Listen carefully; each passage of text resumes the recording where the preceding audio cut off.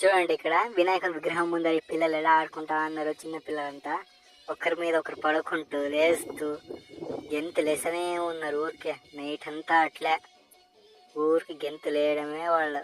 ఎంతసేపు అయినా ఊరికి గెంతులు వేస్తూనే ఉన్నారు వాళ్ళకి. చూడండి ఇంకా